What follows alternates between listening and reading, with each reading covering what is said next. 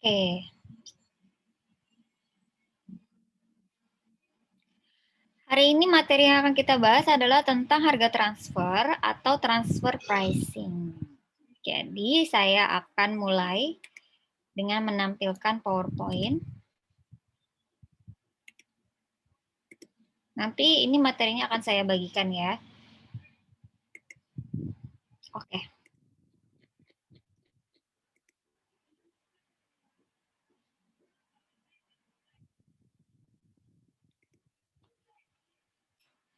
Udah kelihatan belum PowerPoint-nya? Sudah, Bu. Oke ya, oke saya mulai ya. Kalau misalnya tiba-tiba suaranya nggak jelas, resek-resek atau putus-putus, tolong diberitahu saya. Tolong kasih tahu ya. Oke, kita mulai ya dengan transfer pricing atau harga transfer. Tapi orang-orang lebih familiar dengan istilah transfer pricing. Apa itu transfer pricing? Jadi di sini kalian bisa lihat arti dari transfer pricing atau harga transfer ini adalah harga barang atau jasa yang ditransfer antar pusat pertanggungjawaban dalam satu organisasi tanpa memandang bentuk pusat pertanggungjawabannya. Gitu. Jadi mudahnya adalah dalam satu perusahaan kan ada banyak divisi. Nah, transfer pricing ini adalah barang dan jasa yang dijual antar divisi tersebut di dalam satu perusahaan. Saya kasih contoh, misalnya ada perusahaan garment. Perusahaan garment itu kan ada divisi mulai dari divisi kapas. Kapas, ada divisi benang, ada divisi kain, sampai nanti akhirnya memproduksi suatu kain berupa garment berupa kain gitu. Nah, itu masing-masing divisi. Jadi misalnya dari kapas dirubah menjadi dari bahan baku mentah kapas dirubah menjadi kapas. Kemudian kapasnya ini bisa dijual lagi ke pasar ekstern atau ke intern. Intern itu artinya adalah dia akan menjual ke divisi berikutnya. Divisi berikutnya yaitu misalnya benang. Benang kan dibuatnya dari kapas ya. Dia boleh menjual ke divisi benang, bisa juga menjual ke pasar ekstern. Nah, transaksi yang dilakukan dari divisi kapas ke divisi benang ini disebut dengan transfer pricing. Jadi antar divisi dalam satu organisasi atau satu perusahaan. Nah, ini disebut dengan transfer pricing. Oke, apa sih dampak dari transfer pricing ini? Yang pertama, transfer pricing ini akan memberi dampak pada prestasi tiap-tiap divisi, memberi dampak pada laba perusahaan, dan memberi dampak pada otonomi divisi. Jadi, masing-masing prestasi divisi ini akan terlihat gini, kalau misalnya dia melakukan transaksi transfer pricing, baik divisi A sebagai penjual maupun divisi B sebagai pembeli, masing-masing akan mempengaruhi laba mereka. Nah, laba ini akan menjadi tolak ukur dari setiap prestasi divisi. Bisa jadi yang diuntungkan adalah divisi penjual, bisa juga yang diuntungkan adalah divisi pembeli. Jadi, masing-masing divisi ini akan terlihat kinerjanya atau prestasinya. Nah, transfer pricing ini tentu saja akan mempengaruhi dari kinerja masing-masing divisi tersebut. Yang kedua adalah laba perusahaan. Transfer pricing apa pengaruhnya terhadap laba perusahaan? Pertama gini, kalau misalnya transfer pricing dilakukan, apakah kan laba perusahaan itu adalah laba satu kesatuan. Divisi A, divisi B, divisi C semua digabung, dikonsolidasi menjadi laba perusahaan. Kalau divisi A melakukan transfer pricing ke divisi B, apakah laba perusahaannya akan meningkat atau tidak? Atau lebih baik divisi A misalnya menjual barangnya ke pasar eksternal. Bagaimana dampaknya terhadap laba perusahaan? Apakah menjadi lebih besar atau menjadi lebih kecil? Nah, itu. Jadi transfer pricing ini juga mempengaruhi laba perusahaan. Dan lagi, kalau melakukan transfer pricing, ada beberapa biaya yang bisa dihindari. Nah, kalau misalnya biayanya bisa dihindari, artinya adalah akan mempengaruhi laba perusahaan. Semakin berkurang biayanya, labanya akan semakin besar, seperti itu. Atau sebaliknya, malah justru biayanya tambah besar, sehingga mempengaruhi laba perusahaan juga. Gitu. Nah, jadi itu adalah dampak dari transfer pricing terhadap laba perusahaan. Dan yang ketiga, dampak transfer pricing terhadap otonomi divisi. Kadang ada divisi karena menyangkut dengan prestasi tiap-tiap divisi. Jadi ada beberapa divisi yang menjual harganya kepada divisi lain, menjual barangnya kepada divisi lain dengan harga yang misalnya terlalu tinggi. Otomatis kalau harganya terlalu tinggi, biasanya manajemen puncak akan ikut campur tangan dalam menentukan harga transfer. Nah, ini kan mempengaruhi otonomi divisi, di mana otonomi divisi ini memberikan otonomi kepada atau kewenangan kepada tiap divisi untuk mengelola sendiri produksinya dan juga penjualannya gitu. Kadang-kadang yang tadi saya bilang kalau misalnya dirasa divisi A harga transfernya terlalu mahal, itu akan ada campur tangan dari manajemen puncak. Otomatis otonomi divisinya juga terganggu. Itu makanya transfer pricing memberi dampak terhadap otonomi dari tiap-tiap divisi. Nah, tujuannya apa sih untuk menentukan harga transfer gitu? Jadi, harga transfer itu atau transfer pricing antar divisi harus ditentukan dasarnya.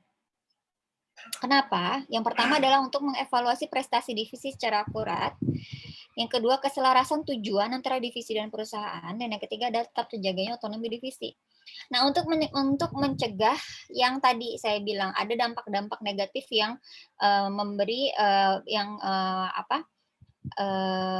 menyangkut tentang prestasi divisi, kemudian laba perusahaan dan juga otonomi divisi. Nah, jadi makanya transfer pricing atau harga transfer harus ditentukan.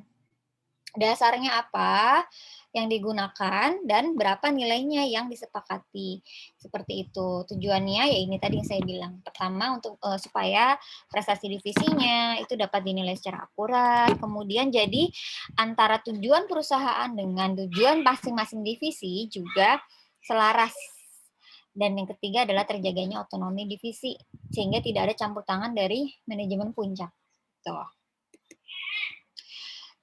Bagaimana cara menentukan harga transfer? Nah, ini ada dasar-dasar penentuan harga transfer. Yang pertama, bisa menggunakan harga pasar. Yang kedua, bisa menggunakan harga negosiasi.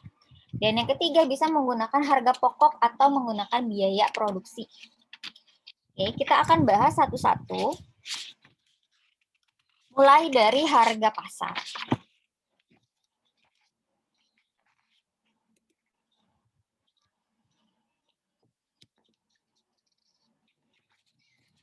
Oke. Jadi, bagaimana harga pasar apa yang digunakan? Itu adalah harga pasar dianggap adalah harga yang paling kompetitif gitu. Harga kompetitif untuk masing-masing divisi itu berbeda definisinya. Kalau misalnya untuk divisi penjual, harga yang kompetitif itu adalah harga yang termahal antara harga di pasar ekstern dengan harga di pasar intern. Kalian sebagai penjual pasti pengen dong mendapatkan laba yang besar. Nah, yang kompetitif itu artinya adalah kalian akan mencari mana sih yang paling mahal harganya. Dijual di pasar ekstern, apa dijual di pasar intern, kan gitu ya. Sebentar ya. Di-interrupt dulu sebentar ya.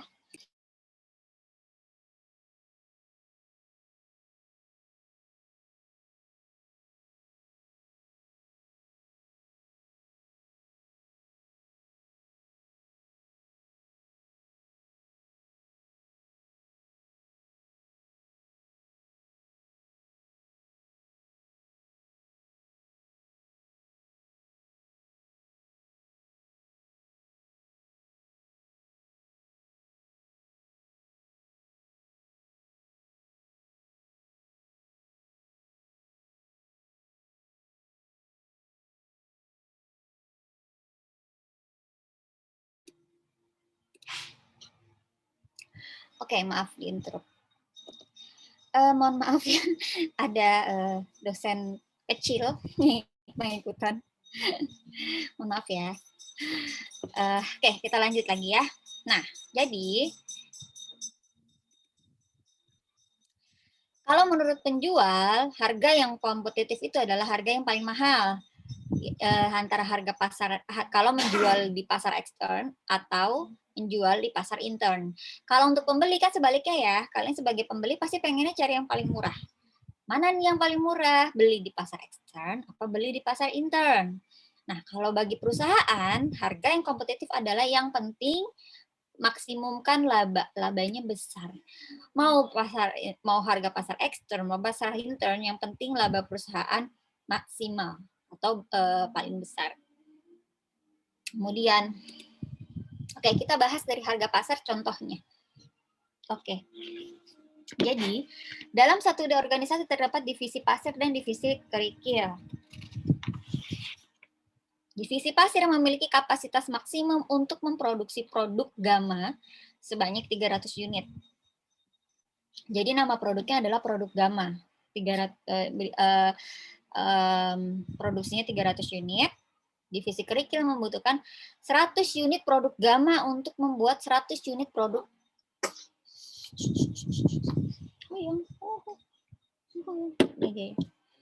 Untuk membuat 100 unit produk yang akan dijual ke pasar ekstern harganya 2.500 gitu. Jadi si divisi kerikil ini membutuhkan produk gamma. Nah, kita akan lihat di sini berapa sih labanya kalau misalnya divisi pasir menjual produk itu ke pasar ekstern atau menjual ke divisi kerikil sebagai pasar intern. Sayang. Oke.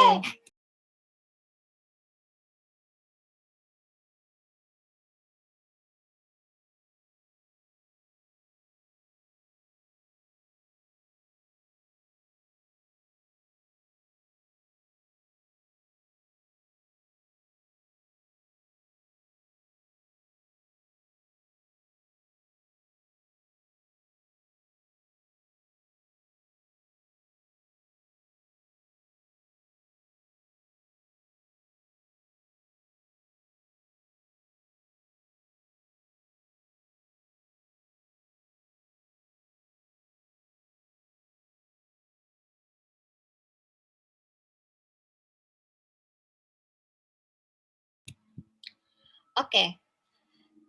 Ini adalah data produksi dan penjualan dari masing-masing divisi. Kalian bisa lihat di situ ada 2 divisi. Ada divisi pasir dan divisi kerikil. Nah, tadi sesuai data yang tadi, di sini, nah, divisi pasir akan menjual 300 unit, dan divisi kerikil akan menjual 100 unit. Nanti, di sini kalau kita lihat, nah ini datanya. Oke. Unit yang dijual divisi pasir 300, unit yang dijual divisi kerikil 100. Harga jualnya adalah per unitnya 1.000 dan 2.500. Kemudian ada harga variabel untuk biaya produksi 500. Ada biaya penjualan 80.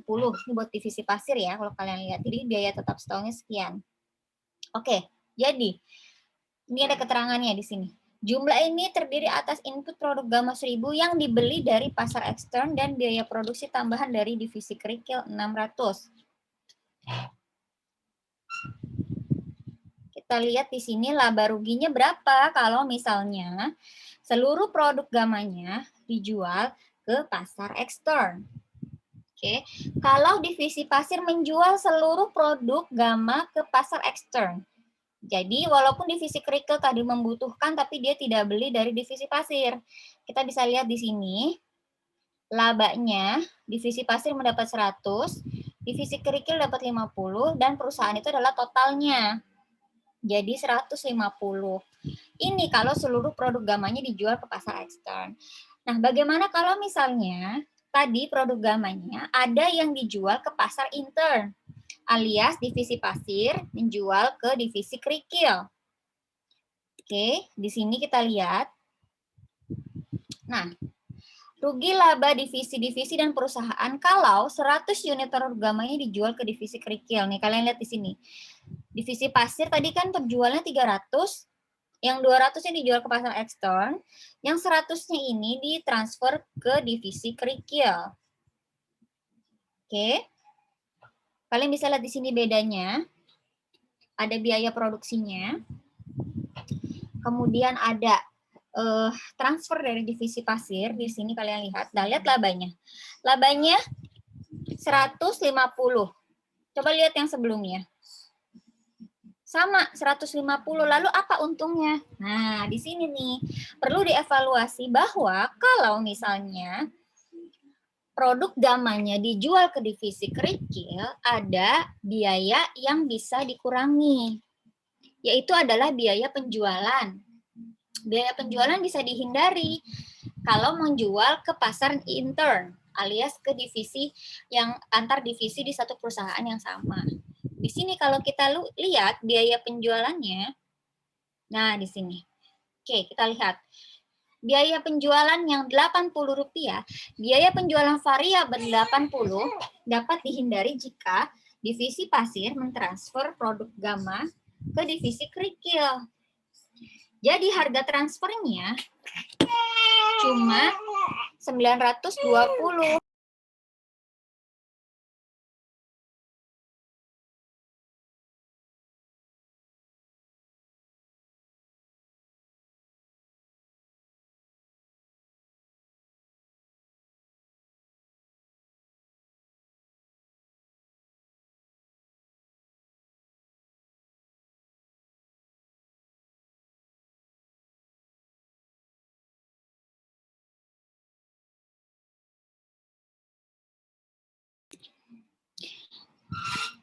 Oke, kita lihat di sini.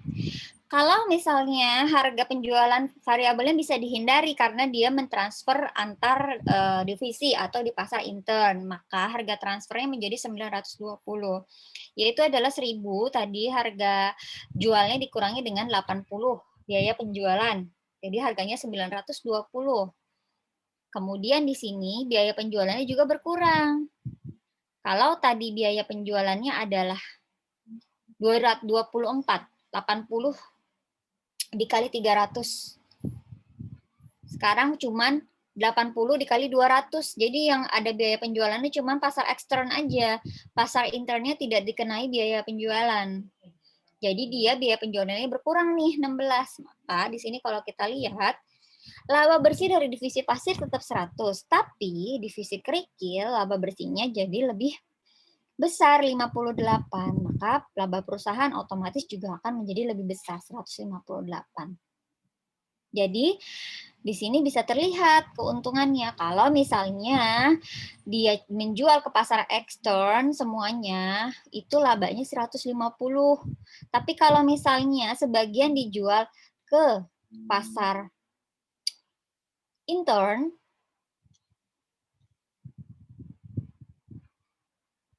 oke, jadi labanya 158. Sehingga di sini bisa bisa menguntungkan perusahaan lebih besar gitu. Oke. Jadi itu adalah menggunakan harga pasar namanya. Oke, sampai sini ada pertanyaan?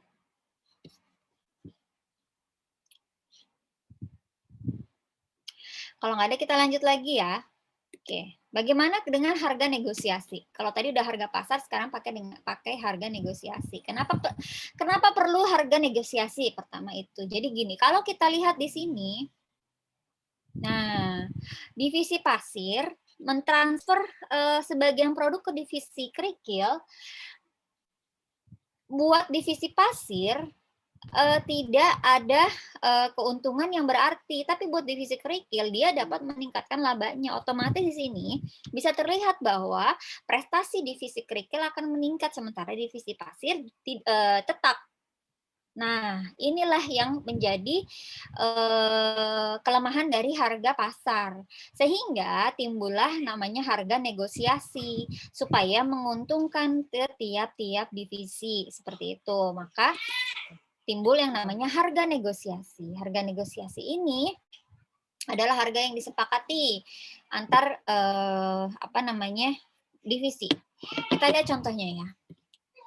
Kalau misalnya produk gamma dijual oleh divisi pasir di pasar ekstern dengan harga 1.000,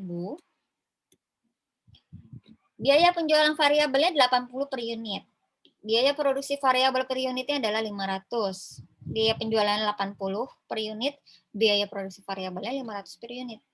Divisi kerikil sekarang sedang berproduksi pada kapasitas minimum, memproduksi dan menjual produknya dengan harga 2.500 per unit. Biaya produksinya 1.600 per unit terdiri atas 1.000 produk gamma dari pasar ekstern dan 600 biaya variabel tambahan. Dan biaya penjualan variabelnya 60 unit. Harga transfer minimum yang disetujui oleh divisi pasir adalah harga pasar ekstern dikurangi biaya penjualan variabel yang dapat dihindari, yaitu adalah 920. Jadi, ini adalah harga transfer minimum yang berdasarkan negosiasi. Nah, kita lihat di sini adalah data produksi dan penjualan masing-masing divisi. Anggaplah satu unit di produk membutuhkan 1 unit input gamma. Jadi kalian bisa lihat di sini data-datanya. Ini adalah unit yang dijual masing-masing divisi. Ini harga jualnya. Dan ini adalah biaya produksinya, biaya variabel, baik itu biaya produksi maupun biaya penjualan, dan juga ada biaya tetapnya. Ini adalah harga transfer minimumnya. Harganya adalah 920 sesuai dengan yang disetujui. Nah, sebelum negosiasi, divisi pasir menjual seluruh produk gamma ke pasar ekstern.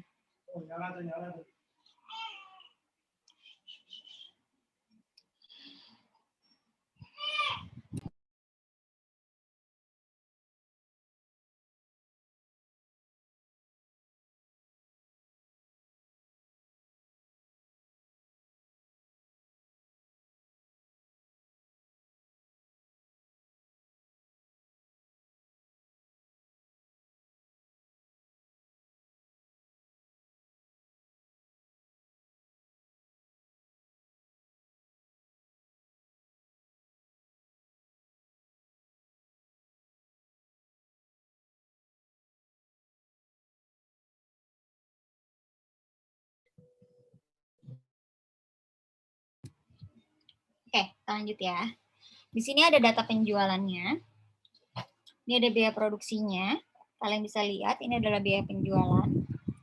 Dan ada masing-masing labanya, laba bersihnya. Oke. Ini adalah sebelum negosiasi. Sebelum negosiasi, divisi pasir menjual seluruh produk gamanya ke pasar ekstern. Oke. Nah,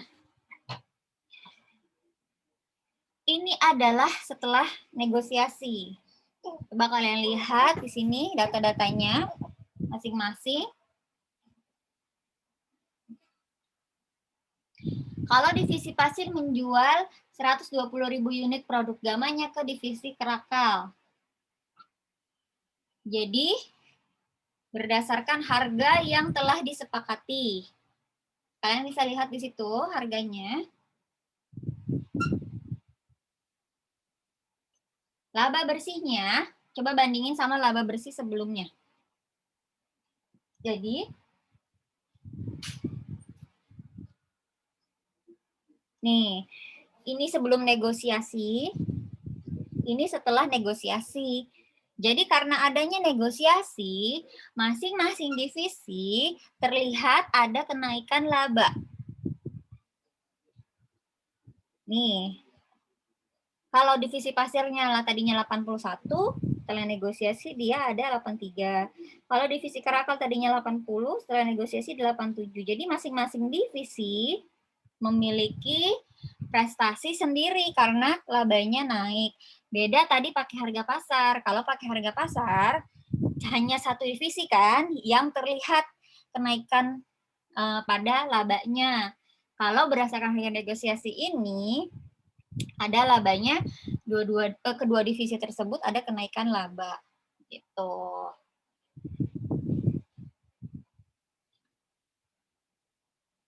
Oke. Nah, ini adalah kelemahan dan kebaikan dari harga negosiasi. Oke, kelemahannya, manajer divisi tertentu dapat mengambil manfaat dari manajer divisi lain. Yang kedua, ukuran prestasi mungkin terdistorsi oleh kemampuan negosiasi manajer tertentu. Atau yang ketiga, Proses negosiasi membutuhkan banyak waktu, tenaga, dan biaya. Kebaikannya, nah kalian tadi bisa lihat, evaluasi prestasi divisi secara akurat, keselarasan antara tujuan divisi dan perusahaan, dan juga tetap terjaganya otonomi divisi. Nah, ini adalah harga negosiasi. Gimana, ada pertanyaan sampai harga negosiasi? Kalau ada pertanyaan langsung aja ya. Oke, sekarang kita lanjut. Kalau tadi harga pasar sudah, harga negosiasi sudah, sekarang kita ke harga pokok produksi atau biaya. Oke, jadi tadi kita sudah membahas mengenai penentuan harga transfer menggunakan harga pasar dan menggunakan harga negosiasi. Sekarang, harga transfer menggunakan dasar harga pokok produksi atau biaya produksi. Harga pokok produksi menjadi dasar penentuan harga transfer apabila tidak ada harga pasar yang kompetitif dan harga transfer negosiasi tidak dapat ditentukan. Harga pokok produksi yang dimaksud adalah harga pokok standar. Contohnya, kalau yang digunakan adalah biaya produksi variabel. Biaya produksi itu kan ada dua. Ada biaya produksi tetap, ada biaya produksi variabel. Nah, ini kalau misalnya yang kita gunakan sebagai dasar adalah biaya harga produksi, biaya produksi variabelnya. Divisi pasir akan mentransfer produk gamma ke ada dua produk gamma dan produk sigma ke divisi kerakal. Ditransfer dengan harga 500 dan produk sigma ditransfer dengan harga 800. Ini menggunakan biaya variabel dengan perhitungannya sebagai berikut. Jadi ini adalah perhitungannya. Dari mana penentuan harga 500 dan dari mana penentuan harga 800-nya? Ini dari biaya-biaya bahan produksi variabel. Pertama ada biaya bahan baku, biaya tenaga kerja langsung, dan BOP variabel. Oke. Di sini kita lihat ada dua produk gamma dan sigma. Nah, ini yang digunakan. Jadi nanti divisi pasir menjual ke divisi kerakal harganya 500 dan harganya 800. Oke. Kalau misalnya menggunakan biaya variabel, bagaimana kalau menggunakan biaya produksi penuh alias ada biaya tetap, ada biaya variabel. Nah, ya tinggal dimasukin aja BOP tetapnya berapa. Ini kalau kalian lihat di sini, kalau tadi ini pakai biaya variabel aja, tapi karena kalau pakai biaya produksi penuh ditambah dengan BOP tetapnya. Jadi ini adalah perhitungannya. Jadi anggaplah ini adalah datanya. Jadi cara menghitungnya adalah tinggal menambahkan seluruh biaya produksi, variabel, dan juga tetapnya. Jadi produk gamma yang ditransfer harganya 620 dan sigmanya harganya 1100. Kalau tadi kan menggunakan biaya variabel lebih murah ya, harganya 500 dan harganya 800. Karena ini menggunakan biaya produksi penuh harganya menjadi 620 dan 1100. Atau yang ketiga, menggunakan biaya produksi plus laba. Nah, contoh misalnya, divisi pasir akan mentransfer produk gamma ke divisi sirtu. Jika dasar yang digunakan untuk menentukan laba adalah harga pokok produksi penuh dan tingkat labanya 10%, maka harga transfernya adalah 1.210. Dari mana ini perhitungannya? Jadi tadi sesuai kesepakatan misalnya digunakanlah biaya produksi penuh ditambah sama laba. Nah, dari mana laba 10%-nya ini? Nah, inilah salah satu kelemahan dari menentukan harga pokok produksi harga pokok produksi plus laba, karena dasar penentuan labanya persentasenya itu memang tidak ada dasar yang baku. Jadi 10% ini tergantung dari si divisinya, bisa 10%, bisa 8%, 5%, itu tergantung divisinya. Itulah kelemahannya gitu. Jadi tidak ada standar baku atau standar tertentu untuk menentukan tingkat labanya ini gitu. Boleh menggunakan harga pokok produksi penuh, boleh menggunakan harga pokok produksi variabel. Nah, itu penentuannya gimana ya? Itu lagi-lagi tergantung dari divisinya. Divisi masing-masing, manajer divisinya mau pakai dasar yang mana. Karena ini pakai harga pokok produksi penuh, tadi kan harga pokok produksi penuhnya harganya ini ya. Contoh misalnya gamma 620, sigma 1100. Karena ini yang mau Ini harusnya produksi bukan gamma ya, harusnya ini sigma ya, 1100 salah nih. Oke.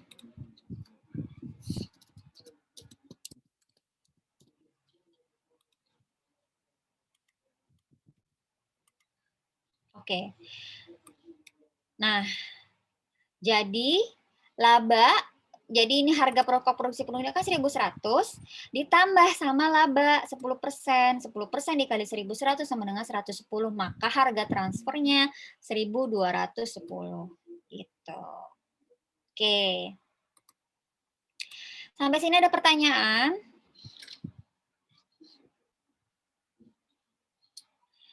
Oke.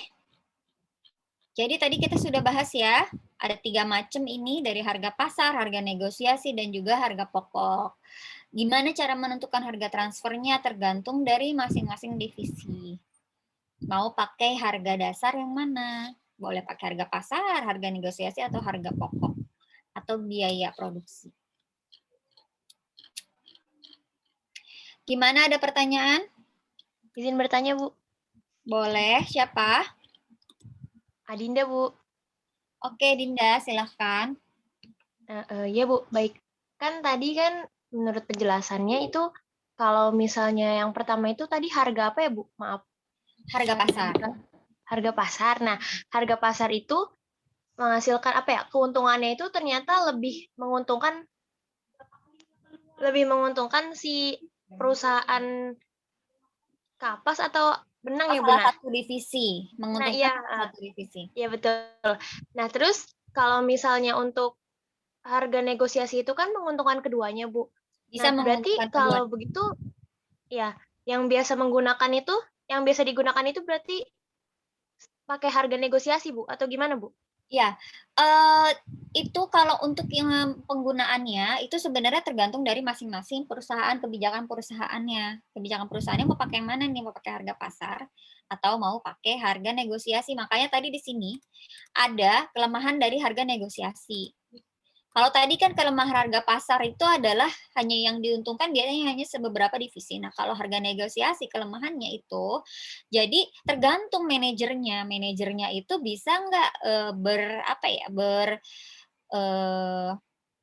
berstrategi, berstrategi mengambil manfaat dari manajer divisi lain, membuat negosiasi gitu. Jadi lebih baik pakai yang mana itu tergantung sama perusahaannya.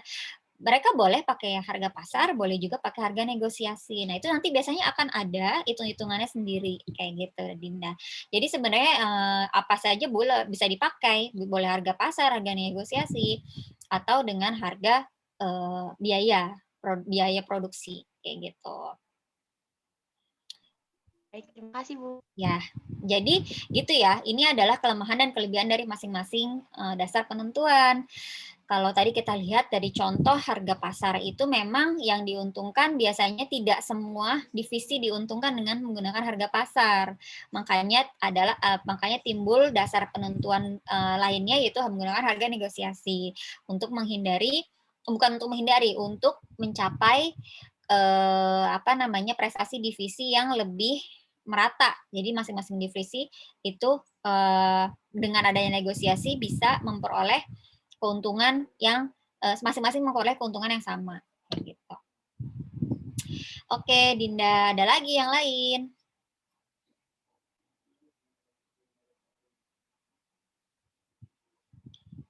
Oke, kalau nggak ada yang bertanya, berarti semua sudah jelas, sudah paham. Saya yang nanya ya. Langsung deh, nggak ada yang. Kayaknya itu aja untuk transfer pricing materinya. Saya harap semua sudah paham. Nanti ini akan saya bagikan, kalian bisa pelajari lebih lanjut. Kalau nanti ada pertanyaan, kalian boleh japri saya atau kita bahas di pertemuan berikutnya. Gitu. Oke. Sudah absen semua ya? Sudah, Ibu. Sudah ya. Oke, ada lagi yang mau ditanyain yang lain, misalnya menyangkut yang lain, nggak apa-apa. Ibu, saya mau bertanya. Boleh. Materi untuk UAS pendaki WNJ itu dari mana ya? Oh, materinya itu dari yang kemarin kita bahas dari pertemuan setelah UTS ya, Idelin ya. Sampai dengan, saya masuk, kalau pendaki WNJ masih satu materi lagi ya, balance scorecard. Jadi nanti sampai balance scorecard. Ya, hari ini transfer pricing sama nanti balance scorecard. Nanti akan saya bagikan materinya. Gitu. Kalau untuk UHO, kebetulan ini pertemuan terakhir ya. Jadi nanti saya kembalikan ke Bu Nani untuk penilaian dan lain-lainnya. Materinya nanti saya akan kasih ke Talia. Talia boleh berbagi kepada teman-teman yang lainnya. Assalamualaikum. Waalaikumsalam. Salniar. Kenapa Salniar?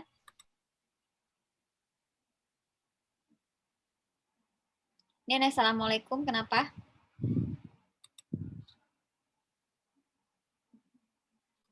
Mana Salniar? Assalamualaikum, Bu. Yuk. Waalaikumsalam. Minta tolong ini, kirim Bu, link absen. Oh, link absen. link absennya, Bu. Nih, absen. Mangga, absen. Yang belum absen, absen ya. Yang ini.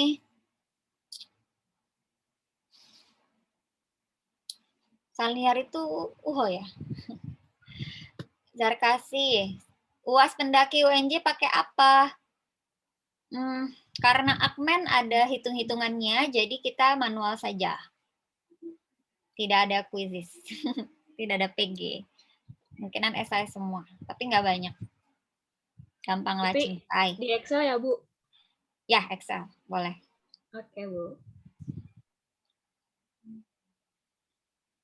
Oke, Salniar, silahkan absen. Ada lagi yang mau nanya sebelum kita sudahi hari ini? Tapi UAS Akmen minggu depan, Bu. Yuk, minggu depan. Sayang. Ibu itu cewek apa cowok? Kenapa? Anaknya cewek apa cowok? Cewek. Hai, Ibu. Selamat. Kongres. Terima kasih. Perempuan, alhamdulillah. Yuk. Maaf ya, dari tadi terganggu. Karena kebetulan gumoh. Oke deh, kalau gitu kayaknya sampai sini dulu ya.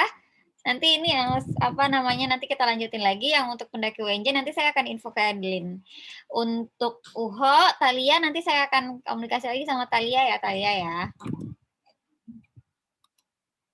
Oke, makasih ya terima kasih sudah hadir di kelas hari ini yang tertunda selama harusnya tadi jam 1 kita undur jadi jam 3. Terima kasih yang sudah hadir. Sayang.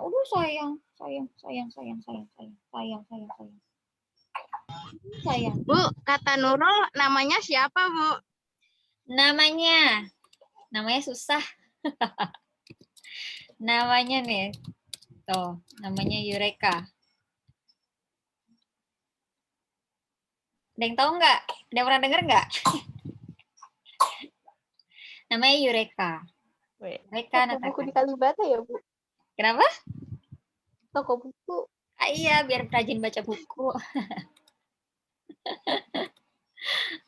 Oke, kalau gitu sekian ya. Saya sudahi dulu. Kita ketemu lagi nanti di UAS untuk pendaki UNJ. Kalau di UHO, semoga semester depan mana tahu kita ketemu lagi. Oke, saya mohon maaf ya untuk UHO kalau ada yang kurang-kurang. Ada yang manggil tadi ya? Saha? Udah, nggak ada. Oke, yang UHO terima kasih banyak ya sudah ikut 3 pertemuan kelas dengan saya. Mohon maaf kalau misalnya ada kekurangan. Nanti kalau misalnya masalah materi dan lain-lain bisa hubungin saya. Untuk UNJ nanti kita ketemu lagi ya, satu pertemuan lagi. Sampai ketemu lagi di pertemuan berikutnya. Tetap jaga kesehatan, jangan lupa prokesnya dijaga. Oke? Ya, Bu. Assalamualaikum warahmatullahi wabarakatuh. Waalaikumsalam. Waalaikumsalam warahmatullahi wabarakatuh. Terima kasih. Sudah ya.